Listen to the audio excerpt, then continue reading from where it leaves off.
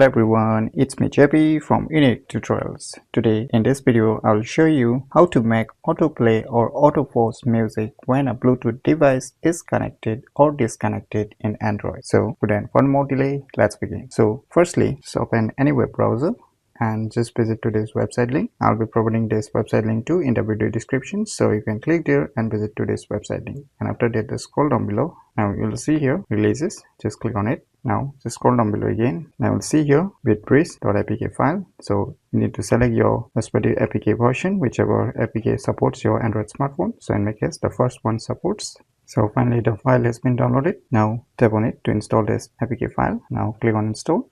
Now just tap on open. On opening, it will ask you some permission. Just click on allow. Click on allow again. Now below you will see here the respective application, whichever you want to select. So let me select a music player.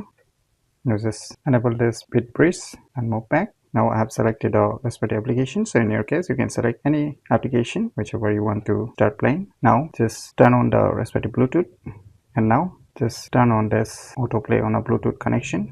So we have enabled it. Now you can just minimize it. Now let me try to connect one Bluetooth device. So here I'm taking a Bluetooth earbuds. So you can take any Bluetooth device. So now let me try to connect it. So you can see here, as soon as I connect, the music start playing. So you can see, and if I disconnect it, so you can see the music has been auto pause. So let me try again. Let me try to reconnect. So you can see it started to play, and if I disconnect, so you can see it's auto pause. So it's working perfectly. So by using these cool tricks, you can easily make autoplay or auto pause music when a Bluetooth device is connected or disconnected in Android very easily. So if you never known about these cool tricks, then you should definitely give it a try. So if you find this video tutorial useful, please click on the thumbs like button, and if you're new to our channel, click on the subscribe button. And lastly, thanks for watching.